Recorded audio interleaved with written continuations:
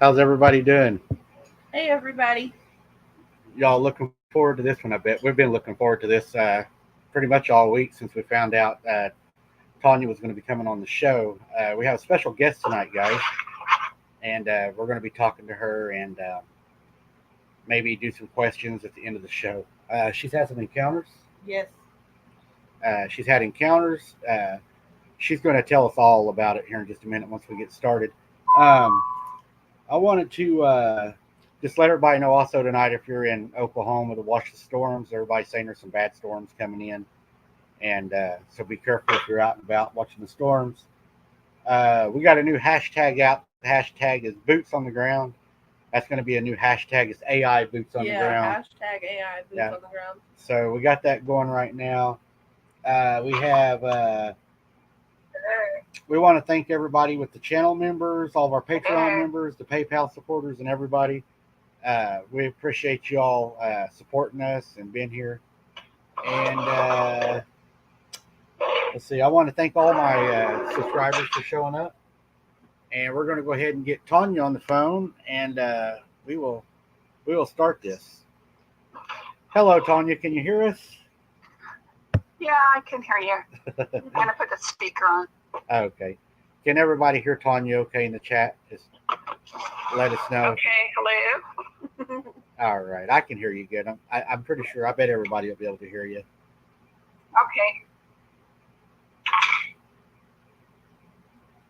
Thank you for inviting me to talk. Oh, thank you for coming. We was excited to have you tonight. We've got a lot of questions, I'm sure, and I'm sure the audience will have questions at the end for sure, don't you? Yeah, it's awesome. Yeah, you have a lot of great information, and if you want, Tanya, you can tell us a little bit about your museum. Okay. Well, I have a museum in Tallahassee, Oklahoma, and it's the only Bigfoot museum around here in this state and the states around. I put this together kind of out of necessity, needing that I felt people needed to know what Bigfoots were and had a place where they can come share their experiences without ridicule. And so it just kind of all came together. And you have casts and stuff in there, right? Yeah, I was really blessed by a bunch of different Bigfoot researchers. They brought casts and paintings or pictures, and so the place has maybe 15 or 16 casts. And I would love to get some more because I know there's a lot of researchers out there that have more, and the more the merrier, because if people realize they're real, it won't be such a shock when they do see one.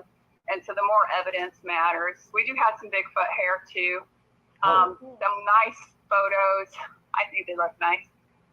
So any of the above we really could use, because the more the merrier again. Oh, wow. I've been planning on making it down there. It seems like every time we try to plan a trip down there, something always comes up. Or I would like to go, though. Yeah, we're definitely going to make a trip down there. Maybe we could do a video when we come down and show your museum. Well, we're going to start something next month.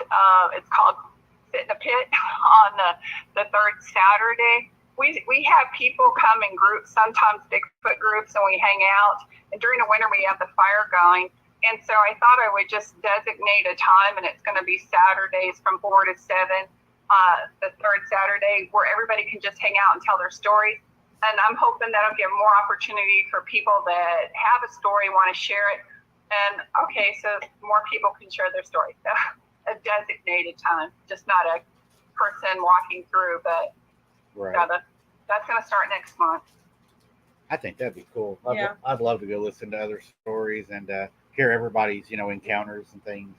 I'd like to see the mold too of the feet print and stuff. Oh yes, yeah. Sarah wants to see your casts that you have at your museum. She thinks those are really cool.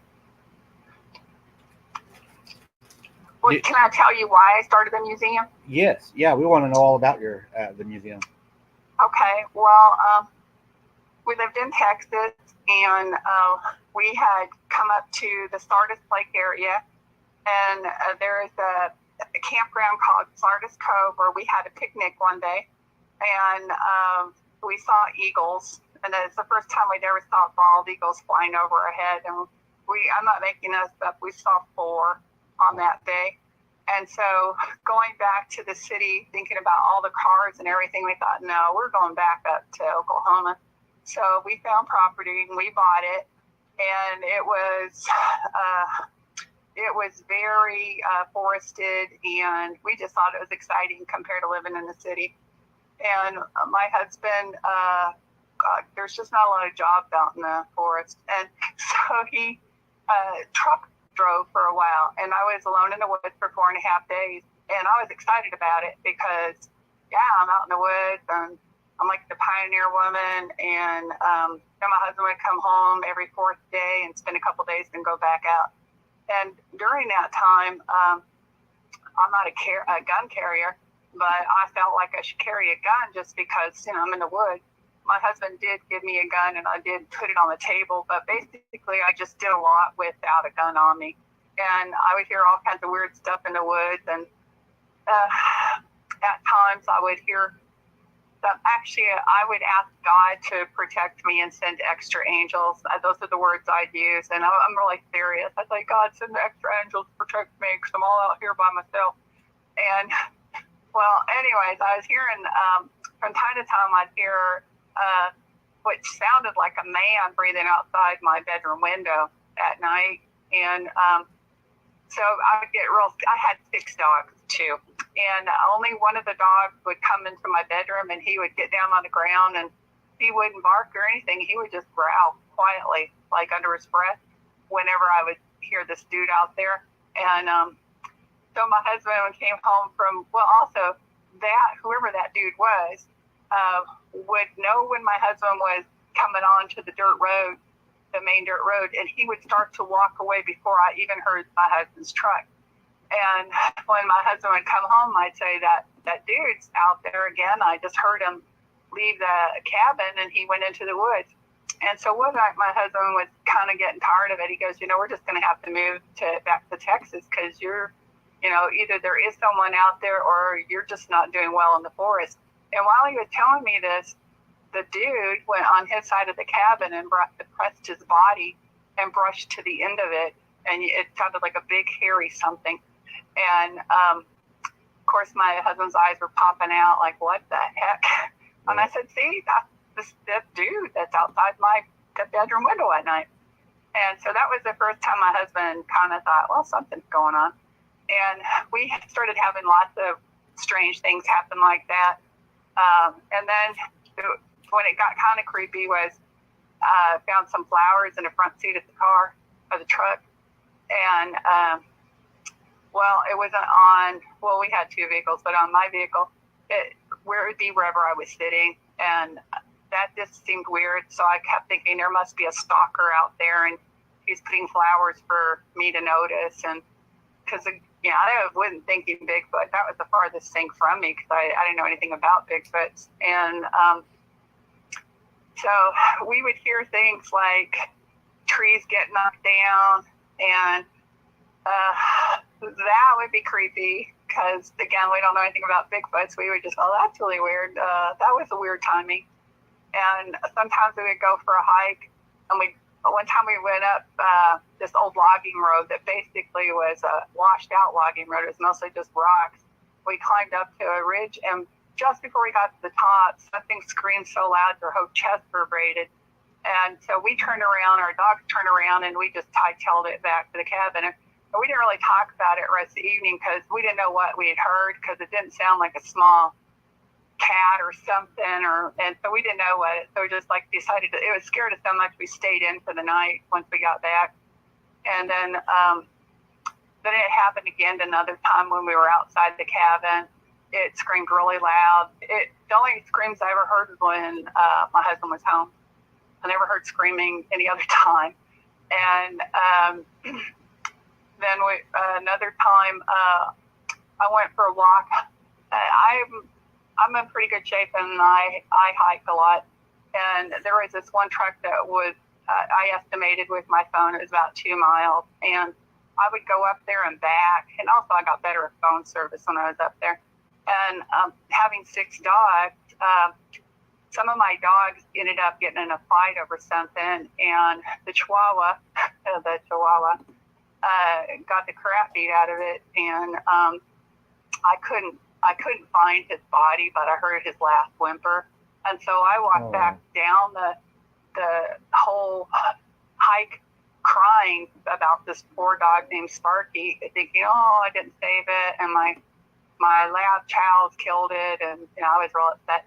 And then when I got back to the cabin, it was laid right by the front door of the cabin. And it was weird because when I was walking up, the puppy or the dog was sitting there. But for some reason, all my dogs that were walking with me all the way down the hill from mountain took off running a different direction when I walked up to the cabin. Like they didn't see the dog. And if they had, they probably would have, like freaked out seeing the dog there. And so I picked it up and took it inside and laid it on a mat and shut it in my bedroom so they couldn't see it. And it laid there for 24 hours. It moved. It had huge puncture holes, but no bleeding. And the next day I went and I found someone else to take care of it. And it did survive. So anyways, I didn't know anything about Bigfoot, but I thought that was really weird. Like, what the heck just happened to this Chihuahua? And how did it get all the way down that mountain, that treacherous rocks? They were big boulders. How did it get down there? And it's sitting there next to the door. And I thought that was really weird. And I had a garden. It wasn't a really nice garden because we didn't have it just wasn't a good garden, but I got some fruit from it, and I never had anything stolen from it. And an interesting thing happened when a whole tree that was next to the garden at the 10-foot mark was broken, and it was hanging next to it. And I'm looking at it and I'm like, what the heck happened to that tree while I was sleeping? Who came and, did a wind do that? And I thought that was really weird. It was like marked right in front of the garden. And so, again, I don't know anything about tree structures or anything about Bigfoot. So I was just like, this is really weird stuff. And then there were rock stacks all over the place. And I would say to my husband, man, somebody let their kids just walk in this wilderness and make little rock stacks everywhere. Isn't that creepy? Because we didn't know what they were. And sometimes I would be standing outside and I would hear something walking by, and it sounded like my pedal. And then my dogs would like go towards the forest, like to bark at it, and then turn around and come stand next to me while it passed. And they would look up at me like, what was I going to do? And I thought, that's really weird because there's so many dogs. If it was a bear or something, obviously the dogs would just go after it. Never did. They'd always come stand next to me. And again, I'm not looking for Bigfoot because I just had all these weird things going on. And one time a gifted squirrel, that was weird. Like, what the heck is a squirrel? I had just come from the throwing area, I picked up my plate, and I came back and there was a squirrel there. And I'm like, what the heck is a dead squirrel doing here? How did that squirrel get there? And so that was weird stuff. Again, I don't even know. I don't know anything about Bigfoot gifting or anything like that. The first night, but I should backtrack. The first night on the property, we witnessed flames coming out of the ground, making that looked like an orb about the size of a grapefruit, and it was coming towards the tent, and then it changed direction and went around the tent. And there's a little bit more to it than that, but that was kind of like high strangeness moments because we didn't tell anybody about that because we didn't know what an orb was or anything. And this thing was huge, and it was not a see-through light. It wasn't like a ghostly thing or anything. It was a real pretty good size glowing object that can float, and it came out of flames. Sounds really weird. So finally, on one, after quite a while of being there, it was a Saturday, 2 of my dogs went for a run down by one of the bigger creeks. And so I decided to go in that direction, and I started walking in that direction. And as I'm getting closer to the creek and I could see where the dogs were at, the hair in the back of my head started going up.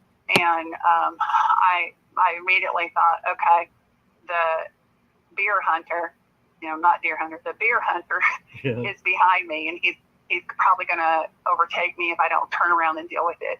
And while I'm thinking this thought, that one of the dogs came and jumped in my arm, and I'm like, oh my gosh, what is my dog afraid of that's behind me?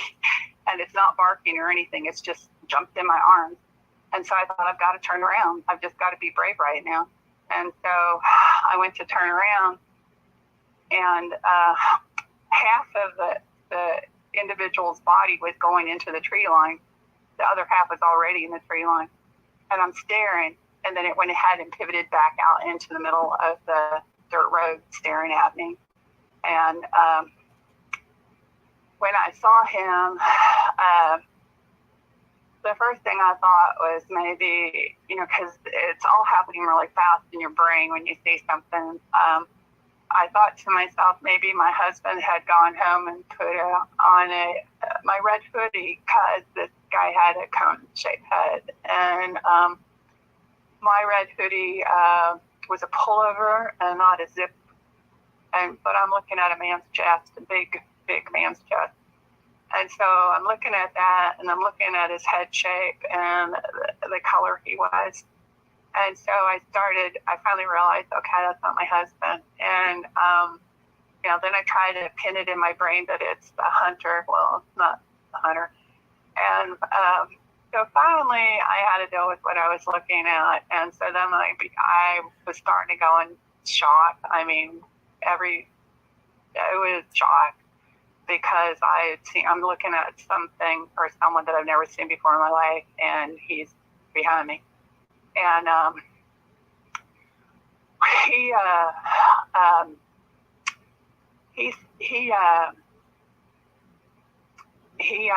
spoke into my mind, and he said, "It's okay. I'm the one that's been watching you. I'm the one that's been with you."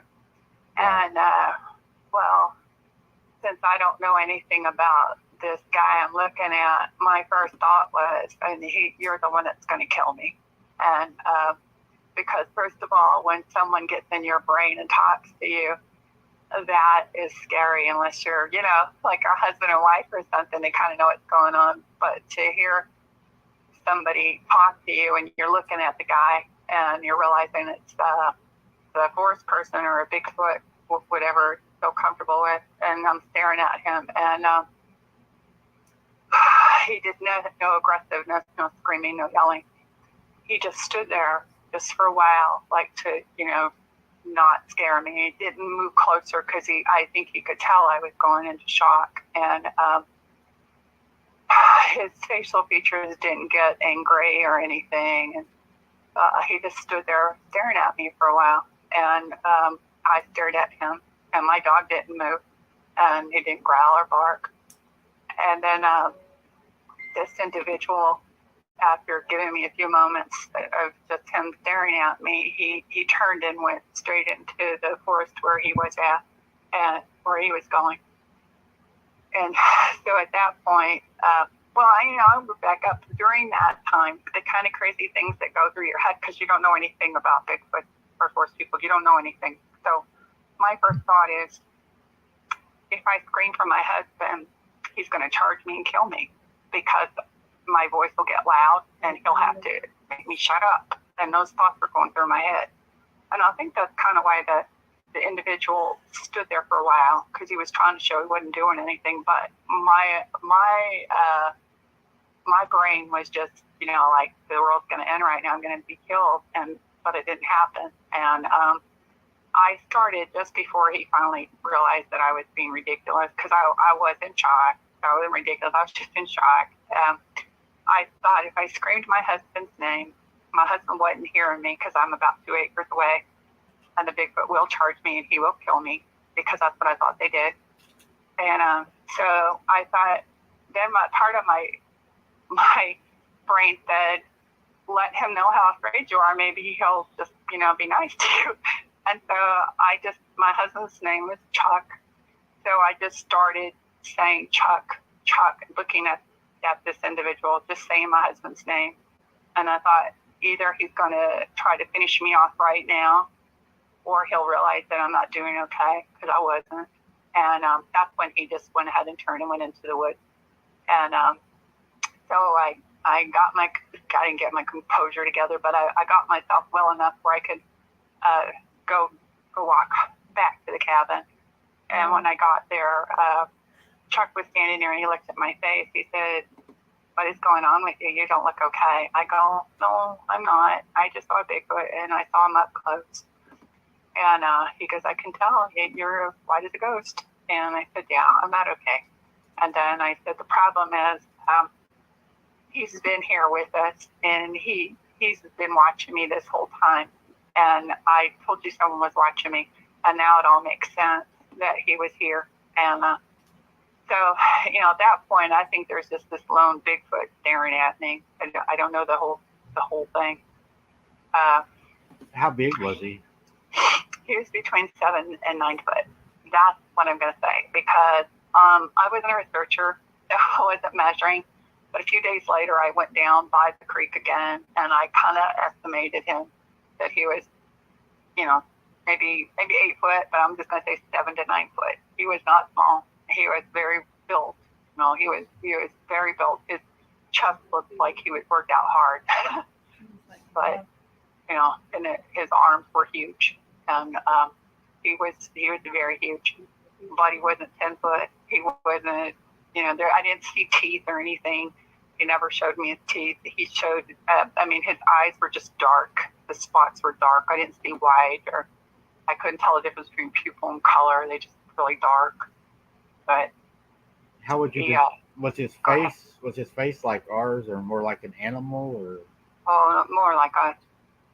His nose was like our shape, not real spread out, more narrow than spread out, and nostrils facing down, not up, like a lot of people make him look like that. But that's not this guy. He was big. The nose was big, but it was facing down. And the other thing that was scary about him is what little knowledge I knew about Bigfoot. I honestly thought they were big gorillas in the woods. A big black gorilla walking around, right. like making weird sounds. I can't even make. Right. And this guy was cinnamon color, and a deep dark cinnamon, and there was no bad odor.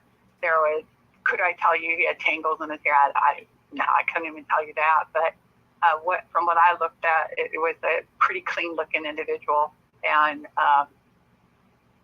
tall and big. Could you see his hands? Huh? Could you see his hands? Well, they were hairy. Underneath his hands, I wasn't even looking. I was actually afraid that if I took my eyes off his face, that I wouldn't know what he was going to do. And so I tried to, scan what I could, but I was mostly more concerned trying to see what he was going to do with me, because I thought he was going to kill me. I thought that's what Bigfoot do. Right. I never, back years ago, they had the $6 Million Man, and there was Andre the Giant, and later on, originally you might see a commercial or something, Bigfoot growling, so I was not prepared for anything. I just totally thought he was going to kill me, that was the purpose. Right. Another time I was walking down the road to the creek, actually at that point I called someone, a talk fellow is on. I didn't know who to call, but I was actually afraid to go outside at that point. And my husband had to quit his job because I was scared. I thought, these are all monsters. They're going to kill us. And I was scared of the dark, and I realized that all the things that I thought were going on were all Bigfoot. And so I got really weird. And we heard, some of the things that had happened prior to me seeing him up close was, one night I called my husband and I said, "Do you think some very wealthy Asian men flew out here and they're in our back creek and they're hunting deer? Would they do that?" I'm like, "Oh, and here's the other thing about it, Chuck. These guys are tall because their lungs sound huge, and it's like an Asian maybe Spanish mix, but definitely Asian dialect. And, you know, there's nobody around here that sounds like these guys. And they're just talking away over here in the creek. And my husband's like, man, you've been to woods too long. And I go, oh, you can hear these guys out here. These guys sound weird. And another time, because I'd walk around, and that's, again, I hadn't seen a Bigfoot yet. I just had all these weird things, you know, happening. Another time, one evening, I was, during the day, to keep myself occupied or happy, I'd walk around singing, because I'm the only one out there, so it didn't matter if I sounded funny or anything. So I'd walk around singing. And so one night, about 10:30, I hear something on the dirt road in front of our property, and it sounded like howling, and it sounded like a female, and it was melodic. And it sounded like, you know, maybe it was on the back of a big truck or something. So I call my husband up again. I go, hey, do you think there's wolves out here that can sing melodic? Have you ever heard a wolf sing a melodic song? Because it's not a coyote, honey. This is like really huge lungs, and it's like anything I've ever heard before. But it's actually singing with a melody, and it's really strange because I'm kind of feeling like I'm at a church service almost, because it's just feeling so relaxing, and it's weird. And he's like, honey, you've been in the woods too long. And I'm like, okay. And so, I mean, because it sounded like really, it was so high off the ground that all I could envision in my head, something was in the back of a pickup truck driving slow down the dirt road singing. I'm like, you know, what does that? No, you know, nothing does that. But later on, you know, I figured out that was a female. But another time I was walking down to the creek, and I felt the presence of some forest people on my left-hand side, and I started to get a little nervous, but the dogs weren't barking or anything, and they're really next to me, but I could feel on my left-hand side, I could feel an individual or something. And then I hear in my head, that's my family. And to my right, I hear two juvenile Bigfoots hooping, making like monkey sounds, hooping. And I hear a female hooping, and that was not a juvenile. And I'm listening to this, and I got scared for a few minutes, because I thought to myself, I'm in between him and his family. And then I started thinking, no, you should feel okay, because he knows that you're not going to do anything, and he's just trying to show. So between the two males behind the cabin, and that female, and the kids and him, you know, I'm thinking there's a handful of individuals so far that I don't know about. I mean, that I haven't, you know, that are out there. And then my daughter came one time and to visit for the weekend, and this is the weird thing. She was pregnant, and one of the foot was on the ridge, and it was howling. It was doing those big long scream howls, and while we started hearing that sound, all of a sudden she started feeling disoriented and said, I feel like I'm spinning. Something's not okay, Mom. I feel really scared right now. And it continued for hours, but I never felt that. And even when the howl quit, she still felt the weird feeling. And I didn't know anything that people say they get zapped or whatever. I didn't hear about that stuff for years.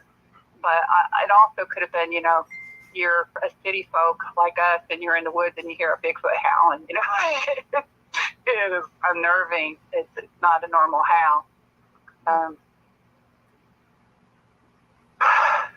That's go ahead. No, I was just gonna say, just seeing one of those for the first time, and not just seeing it, but it's speaking to you like that. It's like two things that's happening to you that you've never had happen. Yeah. I called my friends from the church I used to go to in Dallas to tell them, because I'm like, they were all my friends, I thought. I told them, I go, you guys, you're not gonna believe what happened to me. I'm up here in Oklahoma, and there are Bigfoots all around me, and I got to see one up close, and some of my friends were like, oh no, you're hanging out with demons, Tanya, you're not doing well. And I'm like, they didn't hurt me though. And, oh, but they will, that's their plan. I'm by myself 5 days almost every week. They never touched me once. But anyways, I had a few friends that are like, oh, honey, God sent protection. But the other ones are all like, you always were off the rocker. Now I can say that you are. Because that's weird stuff. And in fact, the first person I talked about it told me to don't tell people that you had mind talk or telepathy, because people will just put you as insane. And at first I didn't talk to people about it because I thought, I'm probably the only person in the world that's had this. But now that I've had this museum for a couple of years, I hear that that's not an uncommon thing. Some people definitely don't. And sometimes the people that don't have the mind talk think that the other people are crazy because they don't have the mind talk. But it's okay. Because some people do and some people don't.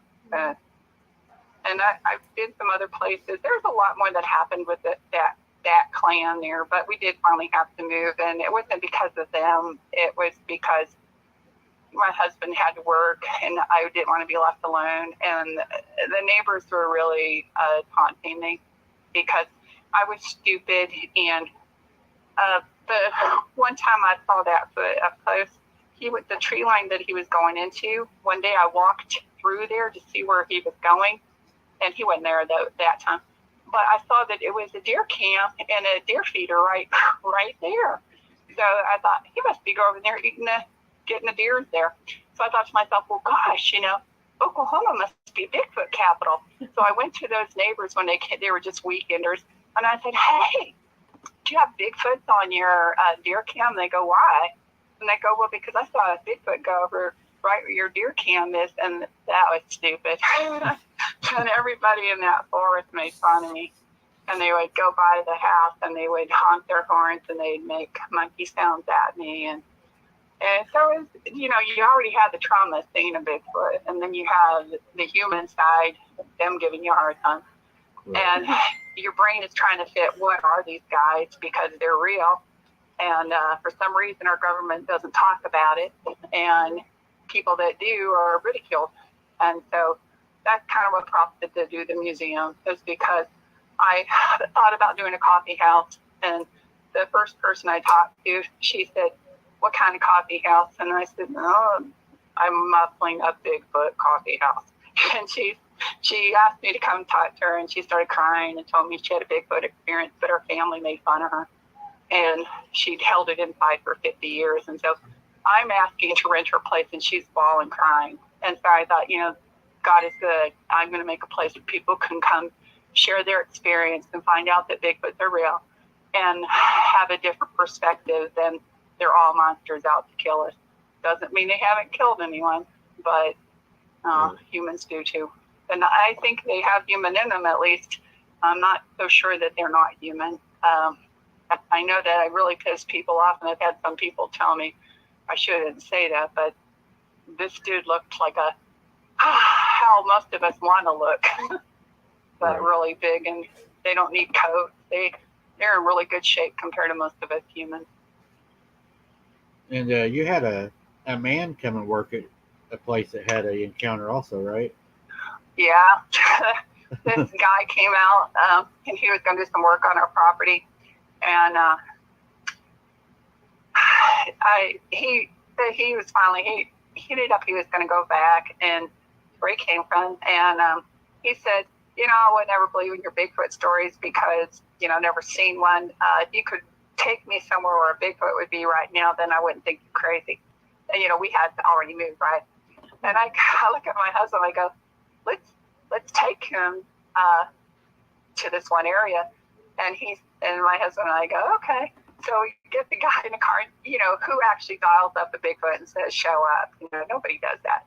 But I thought, well, what would it hurt, So we went to this one area about 20 miles that I just felt like it would be a good place to go.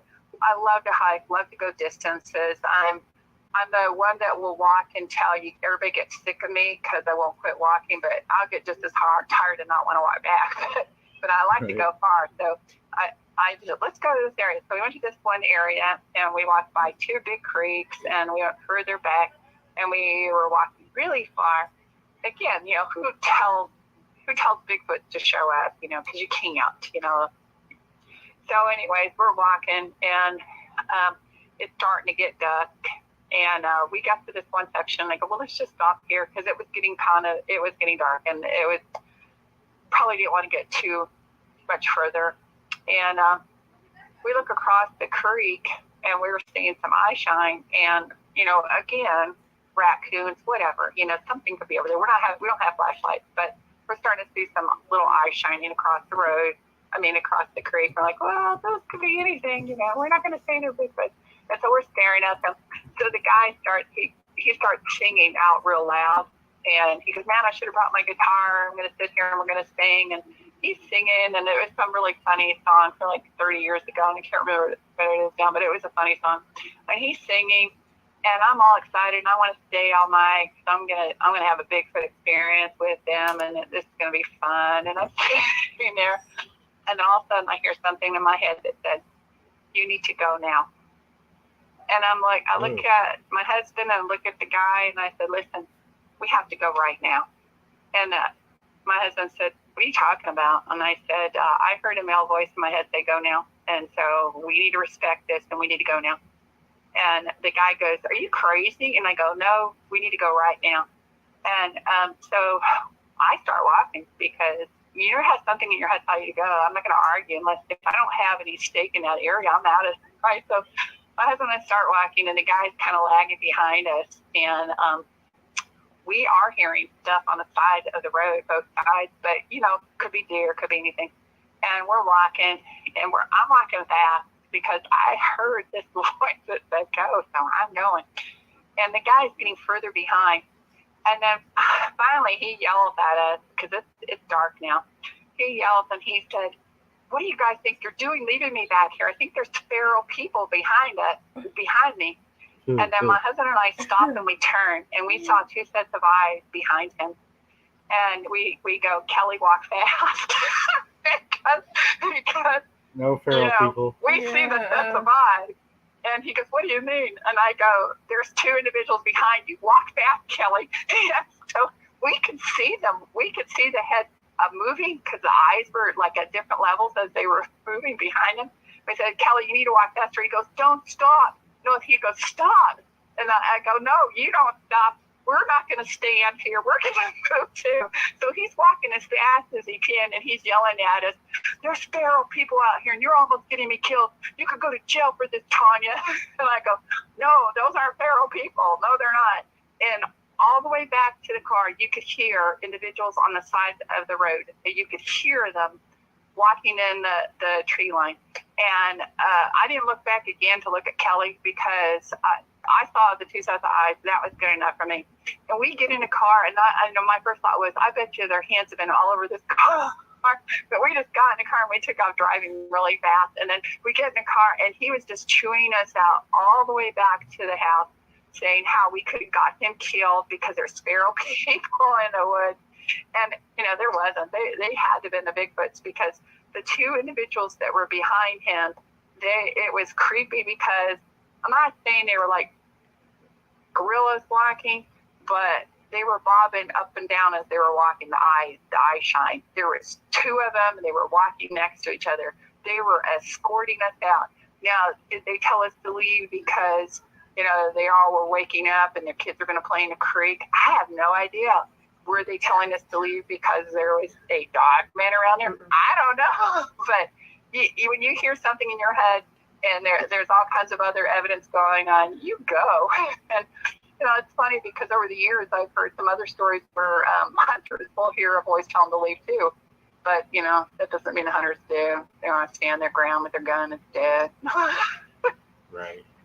Yeah, so that guy told my friend that I endangered his life that night with feral people. Me and Sarah think that there may be some feral people down in these woods, don't we? Yeah, for real. It scares Sarah more than the Bigfoot, I think, dude, because she's always talking about, I think I would rather run into Bigfoot as one of them feral people. But whenever they followed you, Tanya, did they, was they breathing hard or doing any whistling or whoops or? When they were following us on the road? Uh-huh. I just remember lots of, you could hear them on the side of us. You could hear them, stepping on sticks and crackling the woods. They were, you could hear them heavy. Didn't hear any screaming or anything. They just were, we were just being escorted out. They were just like, get out of here, and we'll help you get there. And when you hear it on both sides and you look back and you see the two sets of eyes, you don't need to have a scream go on. You're like, okay, yeah, this is your yard. We're out of here. No, I didn't hear anything. I'm trying to think if he said he heard breathing, but the thing is, I don't think they were close enough for him to hear the breathing, but the eyes were big enough that we saw the light. We saw the glowing. And there was no flashlight or anything going. And when we looked back at him, there was no flashlight. We were just staring back at him. So, no scary sounds at all from him. I didn't hear another voice or anything in my head. And my husband was making a joke about it. He goes, man, you always want to stay all night, but this time you just made us leave. And I go, yeah, I was serious. Yeah, that was weird. Like, whenever you've been out there, I know you said you didn't the one time that you had an encounter, but have you ever noticed, like, any smells whenever they're present? Notice what? Like, any strange smells whenever they're present? Only one time. This is something I have to bring up before I get into this story. Some lady came in here once, and she said, I heard you saw Bigfoot. And I said, yeah. And she said, did it smell? And I said, no. She goes, well, then guess what? You're a liar. Oh, I said, ma'am, have you seen a Bigfoot? And she said, no, I haven't, but everybody knows they smell bad. And I said, okay. And I was real friendly to her and let her go and didn't ask her back. No, I'm just kidding. And then I found out that gorillas have, not that they're gorillas, I do not believe they're monkeys. They have a scent gland that smells really bad when they want it to, or they can smell like nothing if they want other gorillas to know they're around. Mm-hmm. And I started thinking about, for instance, our young teenage boys, when they take their shoe off, sometimes it wipes us out. They just, that's kind of a smell thing that's really real. But if the Bigfoots are by nice, pretty lakes, I would think their fur is really clean, but I think sometimes they probably do smell. I did not have bad odors around me. But one time, and this is kind of, I hope I don't get myself in trouble. I won't mention name. Somebody came to visit us, and this is when we're on the first property. And you know how you can get those funny sleepers that look like chickens or different animals? Well, this lady had a yellow chicken sleeper that had a hoodie on it. I'm not making this up. She's a grown adult, and she was just having fun. And, well, anyway, so she's wearing this, and we're out at their property, and one of the children is crying a lot because, some babies do cry a lot. And I don't remember if she was crying to sleep or whatever, but she was crying a lot. And I have this female that in her 20s walking around in this yellow outfit. And we start smelling something really bad. Mm-hmm. And my son comes to me. He goes, Mom, what the heck is that smell? And I go, I don't know. And then the person that was wearing the outfit comes to me and says, wherever I go, I'm smelling something really bad. What is it? And I'm like, it was suggested to me that I move quickly because the smell was so foul. It was making everybody want to leave the forest right then. And it was weird because it traveled around our whole campsite.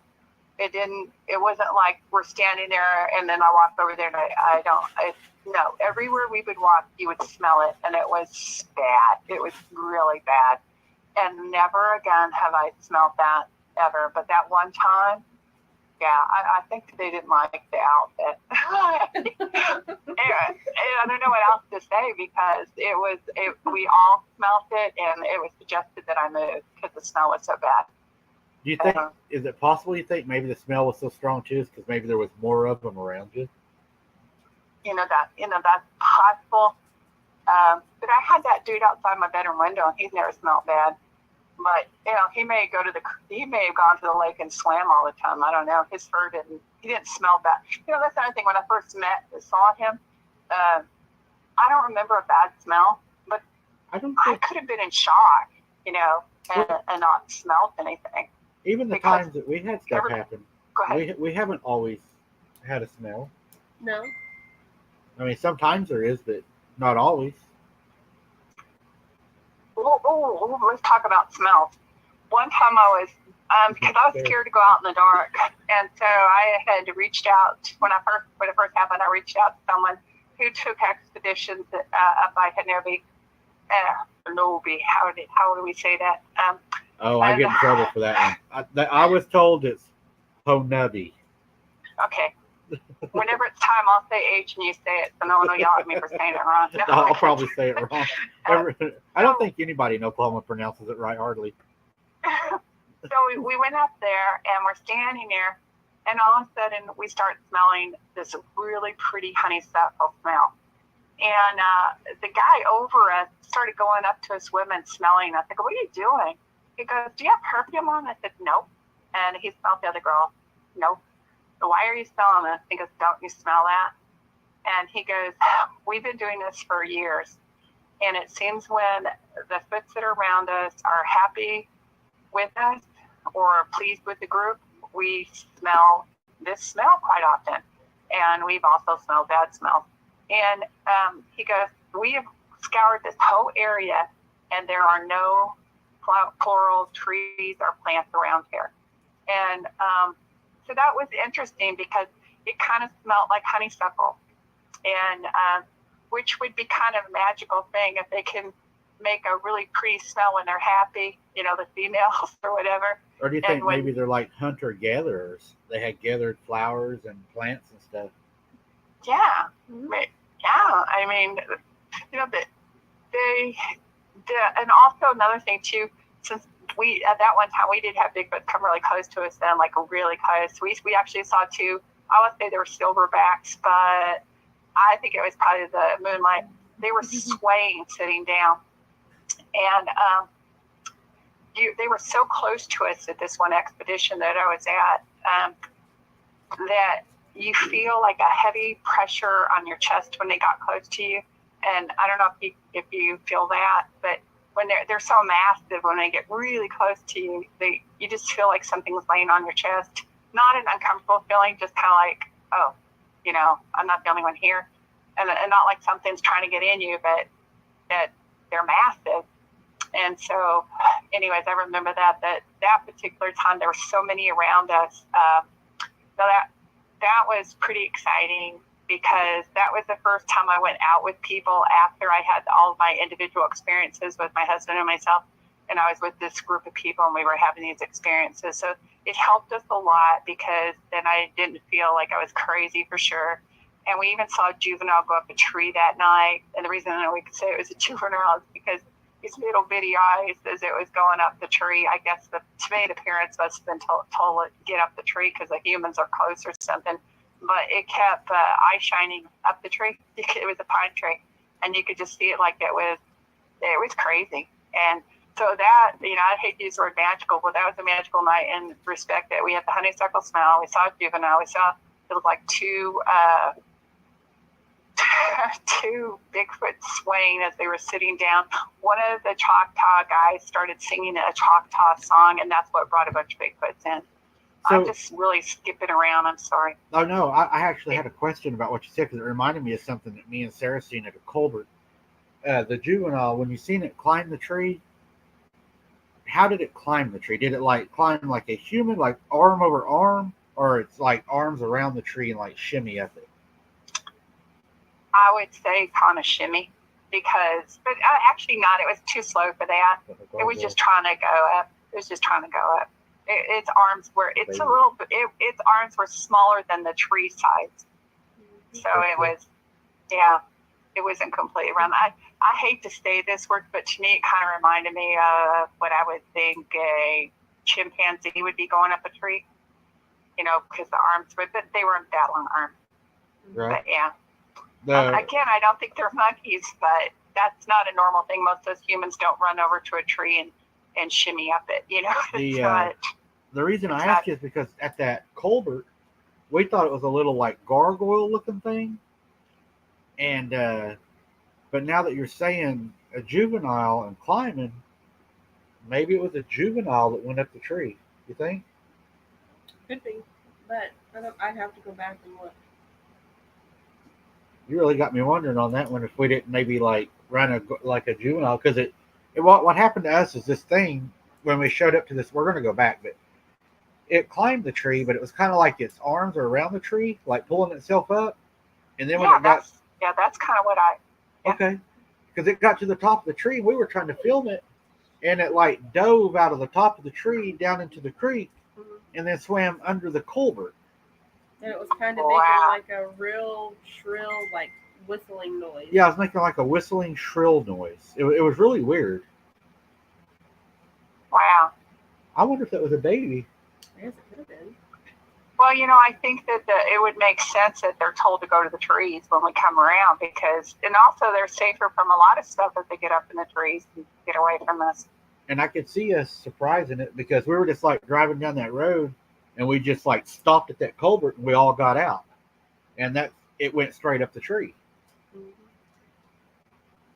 I mean, it's a possibility. I wonder if it wasn't there with his mom or something catching perch and stuff in that shallow water right there. She made him go up the tree to get away because we disturbed him.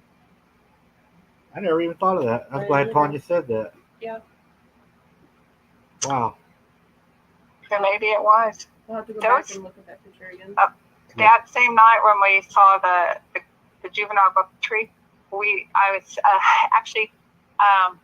they kind of baited us girls. They had us girls sit at the fire while the guys all went walking in the woods.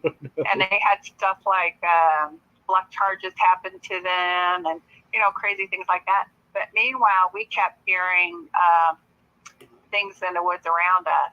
And so we didn't, we weren't like getting scared, but we just kept hearing, because at night, you could have raccoons, possums, anything, anything could be around you. And so this one area, I kept hearing a lot of activity, but I'm not knowing that this is a Bigfoot or anything. And so when the head of the group came back and he told us about his bluff charge and how there's a lot of stuff going on, he started singing in Choctaw and walked over to this one area, and that was the area where I kept hearing stuff go. So he told someone, come get me, and I went over there and I saw the 2 foot swaying back and forth. Now that I thought, wow, that's like a Bigfoot. No, that's like a primate thing swaying or something, right? Because you watch enough National Geographic. Well, recently there's a gentleman that has written a book, Noel. I don't know if you know him. He's actually did like a couple books about autism and the Bigfoot, and autistic kids. They actually sway back and forth to calm themselves down, and they collect things. If you've ever been around an autistic children, they collect things. Mm-hmm. They, what do Bigfoots do? I saw, and then I'm reading this about the Bigfoots, and I'm like, those Bigfoots were swaying. And then the guy goes on and shows all these different videos where people have on tape a Bigfoot swaying by the tree. And I'm like, they're swaying just like an autistic kid.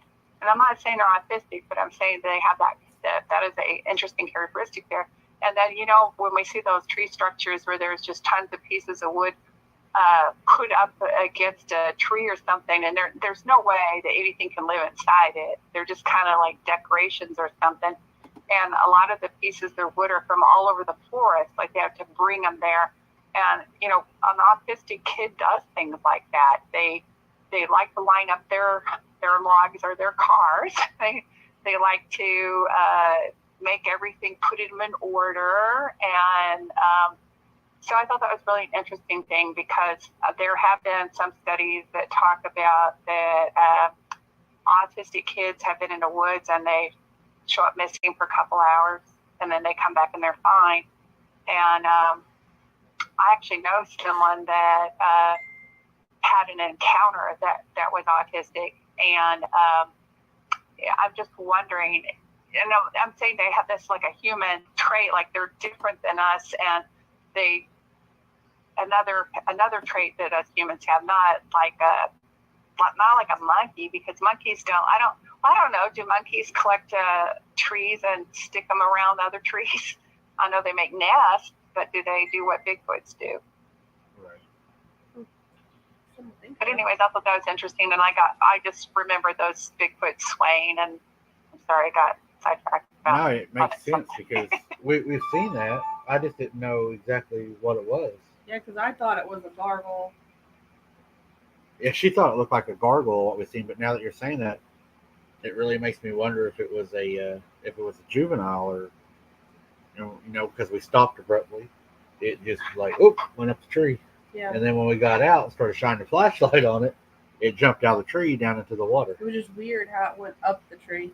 Yeah, it didn't climb it like hand over hand. It was just like it hugged the tree and then pulled itself up the tree. Like reach up and pull itself up and then bring its legs up. Yeah. And well, that's what this guy. It kind of reminded me of the way a chimpanzee would be, you know, just hugging it with its legs.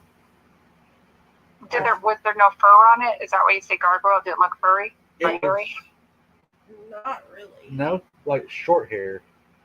If any. Yeah, it was like real slick looking. Yeah. And like, I mean, it went up the tree pretty fast. It didn't take it shimmied right up it. I mean, the leaves and the bark was falling, and we were trying to get spotlights on it. Wow. And Sarah was like, "Do you see it? Do you see it? Do you see it?" And I was like, I see it. And that time it just jumped and just right down in the water. But it was like the sound's hard to explain. It was like a real shrill screech as it was climbing. Yeah. Or a whistle. Maybe calling for its mom or something? Probably. It was scared. Yeah, like it was scared. Get him, Mom, get him. Eat him. There's a real estate agent here in Tallahena that actually he lives off of Indian Highway. And he has a picture of a big baby Bigfoot in a tree. And it's like an infant size. I wish you guys could see it sometime. Because this one doesn't have long hair either, but its face is, they do look a little bit different than the adults, obviously. Yeah, this what color was it? Like a gray. Yeah, like a dark gray. Oh. If I remember, the best way that I could kind of explain it, its face was maybe like a round shape, but not completely round. It almost kind of looked like a koala bear. Yeah, that's a good way to put it. But it was just pull itself up and then pull its legs up. Pull itself up and pull its legs up. But like real fast. Well, that's why I say mine was like a chimpanzee, because that's what they do. Like they, not like us. You would like. Yeah, I don't know. I wouldn't even be able to try it. Yeah. Yeah, it was it wasn't real big. It was 2-3 foot tall. Yeah, it wasn't big at all. It wasn't real big. Well, there have been a lot of researchers point out the fact that most of the Bigfoots are stealthy. And the only reason we notice them is because of their kids. Their kids are always, just like our kids, we go out in public, they're always loud or in trouble or doing something they shouldn't. And it seems like, they're always having to deal with their kids too. Their kids are always out in public, always loud, always somewhere they shouldn't be. And the kids get you caught. Then knock it off. So you've heard them speak, right? Yeah. What'd that sound like? I was real interested in that. Well, I've heard the Sarah sound, but I'm going to say they did not sound like the Sarah sound. They, yes and no. It was definitely a language, but their lungs are so big, just huge. And so they're a man with a very deep voice when he's talking, and I thought my thinking was it was like some huge Asian man, because it wasn't a sound I was used to hearing, but I knew it was a language, and the the lungs behind it, I told my husband, is that not like some big, tall Asian men out here, which is weird in the first place, and why would they fly all the way to our forest to hunt deer? Because you could clearly hear the syllable, there were syllables going on, and you could, but it was deep, and there's no way would you think that it was a high-pitched little, and I'm not even, I understand that a lot of people do hear them that sound like that, and that's, everybody's different. But the two that were behind our cabin in the creek definitely had deep, big voices that sounded not monstrous but big, and it sounded like my joke was an Asian Spanish mix, which there's no such thing. Right. And they definitely were talking back and forth to each other. And it's really weird because these guys must be really talkative out here, because another real estate agent recently told me about an experience he had where a female, and she goes, she knew it was he's so funny. He can make it sound better than me. He was showing 40 acres off of, one of the roads up here. And the gentleman, he was showing him a property, and he told the little girl she could play in a creek, and the guy that's going to buy the property's daughter's playing in a creek while this real estate agent's talking to the would-be buyer. And all of a sudden they start hearing a female talking and then a male talking back and forth on each side of the creek. And they're like talking back and forth to each other. And he was hilarious because he said it sounded like they were discussing what they were going to do with the little girl. And like the male wanted to come get the little girl, he swears to it, and the female was getting mad at the male, and he goes, I just know that's what they were doing. He was going to swoop down and get that little girl, and that female was getting mad at him, telling him that he can't do it. But anyway, I wish I could make funny sounds like that. But so anyways, he heard that. He wasn't even a Bigfoot person, but now he is, because he's seen so many Bigfoots out in this area. But yeah, I guess mine sounded like a big Asian man. Yeah, we called it gibberish is what we would hear down there. It sounded like, just a bunch of gibberish. Oh, okay. And then you've seen the orbs. You said you've seen orbs. Oh my gosh. That was a weird thing. The first night on the property, we're so excited. Make a long story short, you know how a lot of people don't go walking in the woods at night. They just unzip the tent and relieve themselves through. Well, anyway, my husband was doing that. Yeah, unzipped the tent, and then all of a sudden he fell back in the tent and said, "Oh shit!" And I'm sorry, we love to talk that way. Yeah, you're fine. So he's looking straight ahead, and I'm looking straight ahead, and flames are coming out of the ground, forming into a grapefruit size orb coming towards us. And I'm like, get the gun. And then I started yelling, get my tomahawk. I don't have a tomahawk, but I was, again, one of those shock moments. I was actually looking for the axe. So he zipped it up real fast because this thing that has just formed out of the ground, out of flames, is coming towards us. And we're city folks, so this is weird stuff. And so we're sitting near, I got a axe in my hand. What is that going to do? And he gets the gun, and we go to the side of the tent and unzip the side of the tent, like, maybe we can see from over here. And that stupid orb was going past our window right there. So we're like, he decides that he needs to yell at the orb because we don't think it's orb, because we don't know what orbs are. This can't be an orb. So mind you, it came straight towards us, and then when we zipped up that side, it came to the other side. So while it's at the window there, it's going slowly past us.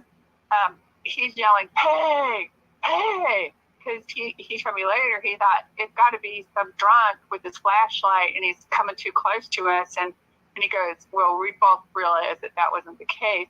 So it just went right by us and kept going. We zipped it back up, and we're like, we didn't move, Russ and I.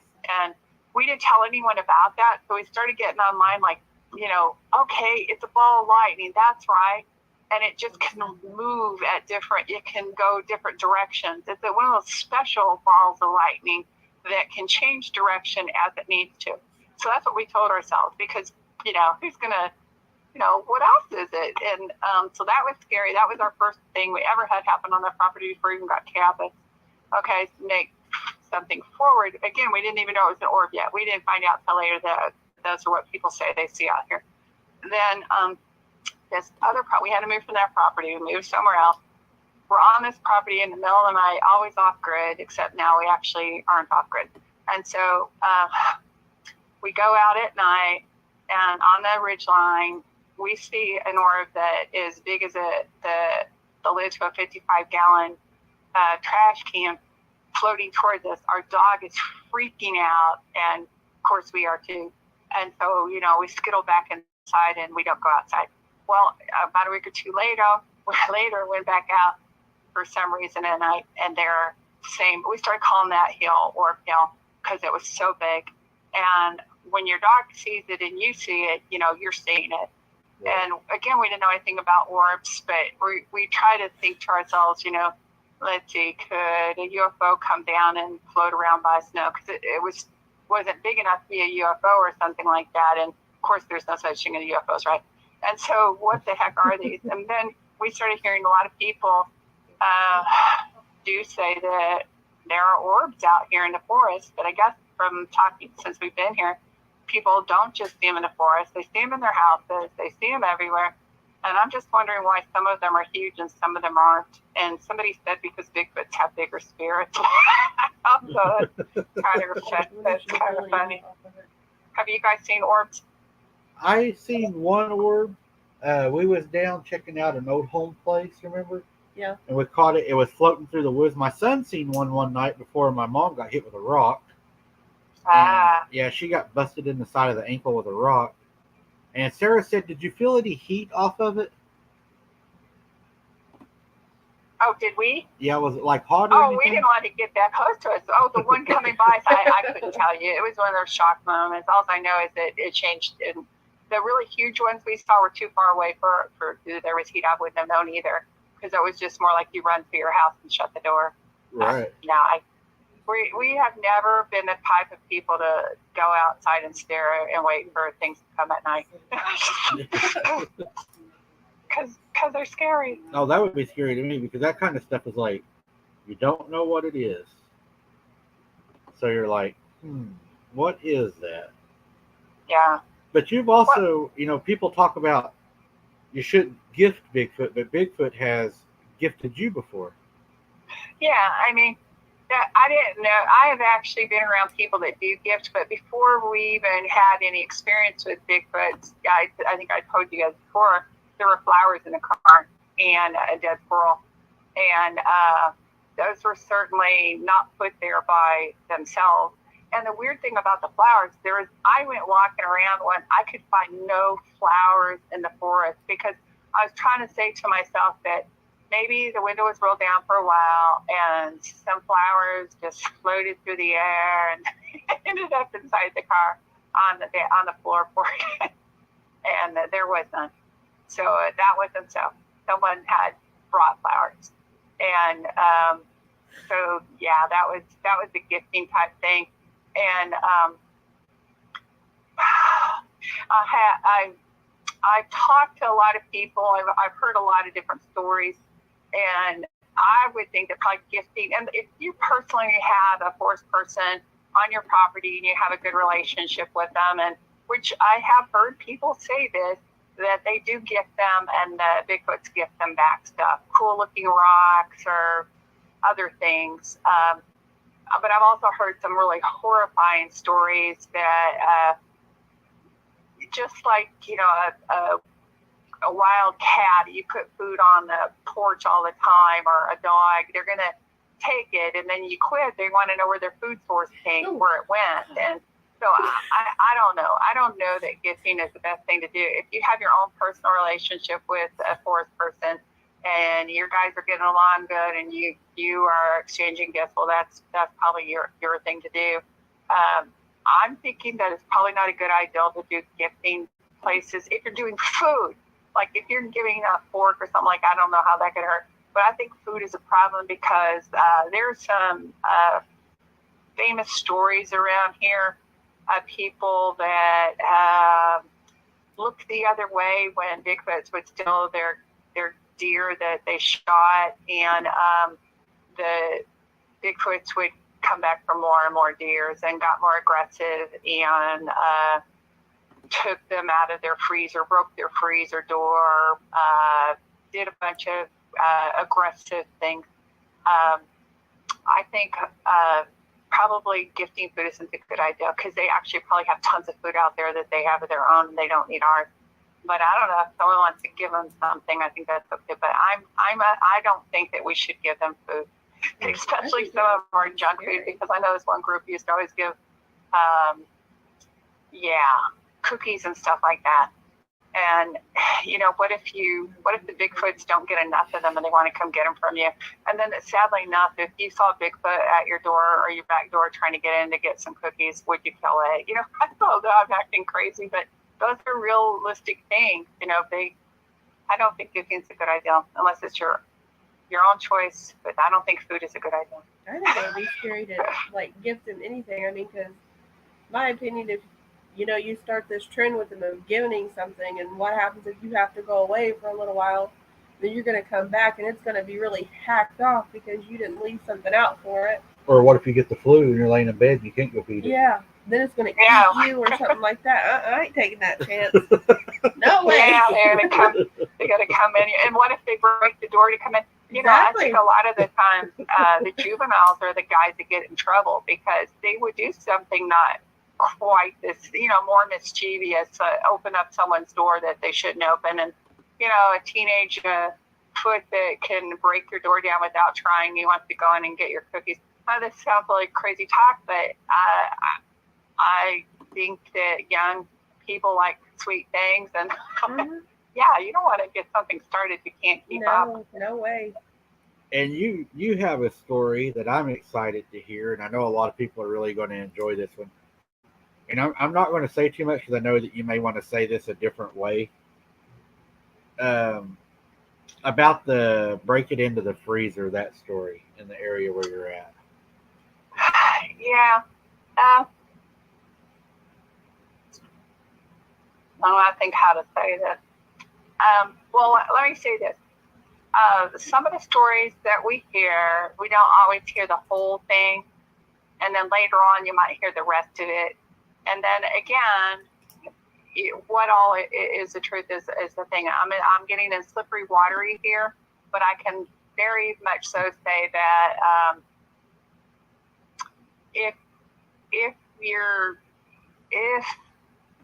I think often when there is some aggressive activity on someone's property, it might have been something, I'm not saying every time, but I think that it may be something that we solicit because just as Sarah was saying, if you're giving out treats and then you quit giving out treats or you can't keep up with the treats, then they might break your freezer and they might come get your deer. And then also the other thing that is the issue, if their juvenile comes to your door and you don't know better and you're just afraid and you shoot and kill it, then you're starting something. And so I think that this kind of stuff happens. So our interactions with these guys are really can be a good thing, but at the same time, we're not dealing with people under the same rules as we are. And these people, if we're going to treat them like us, that's great, but we don't. We get afraid and we shoot and kill them. And so it's probably better in a lot of respects that we do leave them alone and don't gift them with food, just like, I don't want to go into too much of what I was going to say, because I think that some treacherous things happen because of, and we have all heard stories where hunters do give a yearly deer to a Bigfoot clan and they don't have any more problems the rest of the year. But I think that this is a problem. I think that the Bigfoot is, if it is his own land and you're shooting on it and you give it some deers and then it wants more deers, then you kind of, I think that's, I think a lot could have been avoided. And I think it can be today if we don't get involved in that way. Gosh, I just need to shut up because I don't want to go into I've just heard so many stories around here about things that have, hunters or people have done, and I feel that things could have been avoided. I don't, and when I see that the characteristics of the Bigfoots I've been around, they're more like a tribe of people than a wild hawk to shoot or a bear. And so they have self-preservation just like any other animal, but they're not. They're at a higher level, and they have to be, because look how well they've kept underneath our they keep away from us. They don't want to have nothing to do with us. We all see bears, we all see gorillas, we all see them, but these guys are trying to keep away from us. And I think if they are trying to keep away from us, we should let them. And I don't think we should give them deer. I think kind of maybe a good way to put it is we shouldn't feed them or encourage encounters with them, because once we do that, it may lead us to doing something we don't want to do, which is going to cause a bad interaction between us and them. Yeah, that's the truth. Around more often. That's well put, because I really the excitement I would have, because if I had the same opportunity with the first I will call him a forest person over a Bigfoot. I have a size 12 foot. I'm 6'2", so to be called a Bigfoot doesn't bother me. But out of respect here, I'm going to say that dude was a forest person, and if I had respect for them, I wouldn't have had fear like I did that day. I could have respected them, and that would have been that. And I wouldn't have had this fear, like a trauma, going to die. And if I treated them like I would treat my neighbor, I wouldn't shoot in their yard. And if their kid came to my door, I wouldn't shoot the kid because it opened my doorknob. Or, if we learn to treat them with respect, I'm not saying we're not, they're intellectually too. They're not stupid. They're not, obviously not. They know not to hang out with us. And you don't see them walking down the street. Like right now, there's not one walking down the street, because why? But you will see, I've seen bears walking down the street. I've seen them on my way home. But I don't see Bigfoots walking around out here. They're smart enough to know to get away from us. And, right. They have to have a high intelligence. If they didn't, they would be extinct. So, yeah. They've hid, I believe they've been here as long as us, if not longer. Yeah. And they have managed to, avoid extinction and even been found, as far as on our level that we know, I'm sure that there's higher levels that know a lot more about them than what we do. But I think, what the general public is allowed to know, they would rather us not be able to prove their existence, because if they did, then you have to protect the woods and you have to have, habitats for them, and that's going to hurt the wood industry. They're not going to be able to cut wood. I just think that they, all the killings that have happened, I think there's a large liability there too. If the government says, "Oh well, we knew about them, but we didn't tell you," could you imagine the lawsuits? Yeah, because if they're a tribe, and just like Choctaw, Cherokee, or whoever's out here, and they're just another one, and we shoot them and kill them, and the government led us to believe they were animals. Yeah, what can the government do about that? And so I think that they actually plant researchers to lead us down the bad track, so we think they're animals.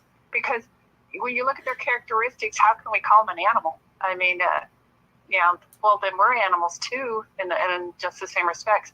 They don't need coats, they don't need cars, they don't need houses, but yet they can. I've heard stories in this town where people were an old man broke his leg out hunting, and a Bigfoot carried him and put him in the back of his truck and left him there. Now, what did he gain by doing that? What did the old man gain by telling that story? That man told that story until the day he died, that's what happened to him. So, yeah, they have been benevolent. And you will hear stories about women being protected in the woods. And so there's a certain amount of, they've got a lot of nice things going on. Again, if they're all bad, why do people have a lot of good stories? So, yeah. Yeah, I mean, the bad stories have to come from somewhere, and the good stories have to come from somewhere. Right. Yeah, So- well, let's talk about rogue Bigfoots, because I heard this guy describe it, which really makes sense to me. He went through a time where he got divorced, and he couldn't see his kids, lost his job, ended up having to live under primitive conditions. And he said he can recall how he wanted to just kill everybody at that point in his life, because it was the lowest part of his life. He couldn't connect with family. He couldn't connect with the job. And he actually was homeless. And, he was talking about, then he started talking about Bigfoots. He said, okay, let's say they hang out in clans, which I think they do. What if there's one that gets outed, a male gets outed or something, and he's not in the group anymore, so he's got to look for his way. And we all know that sometimes people can be really buttheads, and plenty of people we've known have killed people and been mean to animals, and just because they're not doing okay in the head. And so could Bigfoots be bad? Sure, there can be some bad ones. I think there's definitely, I've only heard bad stories about dogmen, but I don't know, I've heard one good one. But yeah, I think that they can be accountable for hurting people too. Some guy who is a Cherokee over here in Neshoba told a story that his friend was outside his trailer, and he saw a Bigfoot and he killed it. And the two males came and got the body and drug it off. And meanwhile, the guy goes in his cabin, and I don't know that it died for sure. I don't know that, but I know that that's the story he told. Then the two Bigfoots came and beat on his trailer and screamed for days and kept putting their faces against the windows. And the man actually went crazy, and he was about to get married and ended up not getting married. Everything about his life was destroyed because the Bigfoots taunted him so bad it scared him, and he wasn't well in the head afterwards. So could a Bigfoot really mess you up? I would think so, because something 800 pounds screaming at you, they're whew. And could they kill you? Well, sure they could. I think for someone to shoot a Bigfoot, unless it's about ready to kill you, would be stupid, because I've heard stories of them take tons of gunshots before they go down. And meanwhile, you got a bunch out there in the woods that are going to come after you, or not. I don't know that they will. But yeah, there can be some bad ones, for sure. So what are your thoughts on, what the Cherokee and the other tribes said about them stealing their women and eating their children? Do you think it was as... When I first got into this, I heard the story, the LaFleur story out here. Yeah. 19 kids were ate, and the pile of 19 kids of bones. And so it was a popular story, and it's still on the internet today. And so anyways, I thought, I'm going to put a poster in a museum, and we're going to, talk about this thing. So I started looking into it and found out an author wrote a book. That's all it was. No founded. It was just, like your mommy will tell you the boogeyman's going to get you, and some people will say don't go in the forest because there's a monster out there, or don't do this, there's something over there. This guy wrote a kid's story. That's all it was. And in this area, that was a popular story. Again, I've seen people on Bigfoot groups just, oh God, now those guys are terrible. And he finally got his head chopped off by Captain LaFleur. Well, it never happened. It was, there's no historical. In fact, Troy Hudson looked it up with his tribe to see if there was any real record of it. And he's Choctaw. They could find no record of it in their entire history. So I don't think it happened. And I think that kind of stuff is like folklore. We tell our kids scary stuff. So, and then, I've also heard, I've heard different things about Cherokee stories, but, I do know people, natives that come out here, they go camping, they want to hang out with the Bigfoots, but they'll carry guns and say they're going to shoot them. Not just natives, other people. So it's kind of, I don't know. I don't think it's just a tribe thing. I think it's a different people thing. This person thinks this, that person thinks this, because I don't think that the Cherokees have an evil thought about it. I don't think that the Choctaws evil thought about it. But I think that, and I don't think that the people that think that they're monkeys have an evil thought. I think it's just what their perception is. It doesn't mean that it's, I mean, I don't think that there's anything written into it. But, some of the stories they're brought up to being told that the women in the woods are the women get taken. And again, I don't think there's any evidence to prove that. Right. I guess I have to ask you this question. Do you believe the Bigfoot are flesh and blood, supernatural, interdimensional? What's your theory? Well, they're definitely flesh and blood. They're definitely flesh and blood. I'm not saying that there isn't more, that there aren't spirit beings, though. And this last year, I kind of got interested in the whole thing about ley lines, because on ley lines, there are more UFO activity, more ghost activity, and more Bigfoot activity. So I'm thinking they're flesh and blood. I'm not saying there isn't some kind of spirit beings that are out there in the woods. I'm not saying that the first Bigfoot I saw go into the woods, I thought it pixelated going into the wood line. I would have thought predator was definitely what it did. But the first hunk of Bigfoot hair I saw had it had translucent hair, different colors in it. And I started thinking to myself, you know what? I don't know anything. How is it that could God have made his hair in such a way that he can just really camouflage in the wood? So I'm at the point where I really believe they're flesh and blood right now. Doesn't mean that there isn't spirit beings out there that are like them, or that their spirits aren't here. I wonder if the veil, let's say the spiritual veil, is thinner than I would have thought before. I mean, like, maybe there's not a big difference between that spirit realm and the physical realm. So maybe we see both. D.A. Roberts done a show, and he actually talked about the translucent hairs and adaptive camouflage and stuff like that. And I agree with him. I think he's dead on with it. I think, D.A. Roberts, it's a good show too, guys. Go check him out. He's going to be on at 8 p.m. Tonight, but he's in the chat, I believe, still. He done an awesome live on the subject of adaptive camouflage and translucent hairs. And, it seems to be more probable and plausible that these entities, based on the evidence, are flesh and blood, because there's just seems to be so much more evidence that supports a flesh and blood creature as opposed to a supernatural creature. Yeah. Well, I can't even get started about skinwalkers, but they did that. All of the DNA. How do they do a DNA study if there isn't DNA? If there isn't, and there is DNA studies done all the time on people's hair samples or tissue that's sent in.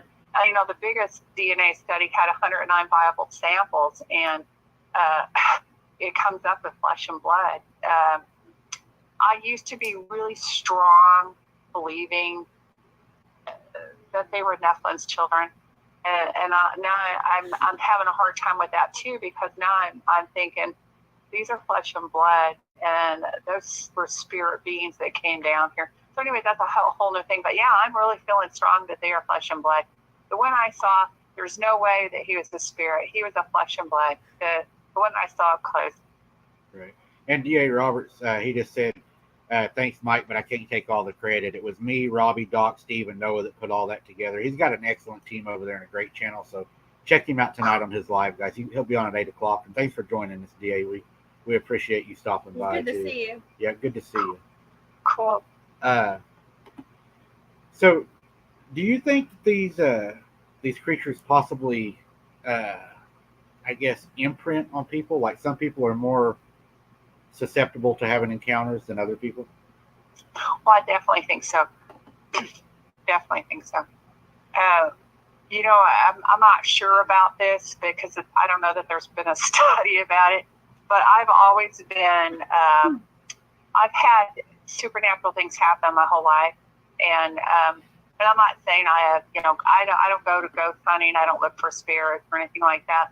But I have had supernatural things happen my whole life. Yeah. And so maybe, I think God made us with our minds to be able to talk to it. But I think that because we are a spirit inside a flesh body. Right. So, and I think that the modern technology has dumbed us down. It really has. I mean, we when you first come out of your mama, you're more susceptible to things around you. You feel more things, and then as you grow older, you start losing stuff. And I think that that's really what's happened to us. And I'm not a medium, and I don't do any of that kind of weird stuff. But right. I've definitely had experiences that were spiritual, and so to have telepathy, that's not spiritual. I think that's something that we're supposed to have. Right. And Tanya, we are under a thunderstorm warning right now, so I'll probably lose you on the internet. Okay. So I wanted to ask you, would you be willing to come back to the show some night and we can get more into the skinwalkers and that kind of stuff? Are you interested in doing that with us? Yeah, I could. We'd love to have you back, but we're probably going to lose our internet here in a minute. We usually do when we get storms. But I want to thank you very much for coming in. And tell them one more time about your museum, Tanya, how to find you and when to visit you and everything. We're in Tullahinna, Oklahoma. We're open Thursday, Friday, Saturday, and Sunday for sure during this weather. We're open 9 to 5 Thursday, Friday, and Saturday. And Sundays we open at noon to 5. And Monday, Tuesday, and Wednesdays we've been closed because it was so hot. Winter hours we will open up again. My phone number is in front of the building. If you should travel out here and we're not open, if I'm not far away, I'll come open for you guys. I love to talk Bigfoot, and I love to hear people's stories. And on the third Saturday of every month, we're going to start having what I call Sit in the Pit, where we can all share our Bigfoot experiences. And yeah, so that's awesome. All right. Well, thank you, Tanya, for joining us, and we hope to have you back soon. Okay, nice thank you for having me. You guys have a good evening. Bye. You too. Bye-bye. Bye-bye. Hey, everybody. We're going to wrap it up. We got a storm coming in. Go visit DAX Machina. It's going to be him, Robbie Raines, Steve, his son Noah. They got a great show. It's going to be on at 8 o'clock p.m. Central Standard Time tonight. And check him out. He's got a really good show. And I'll probably be over a little bit too. I'll chat y'all. I'll try to stop in if the storm allows me to. But definitely go check him out. Thanks for stopping by, guys. Until next time, keep your head on a swivel and don't be something's dinner. Bye, guys.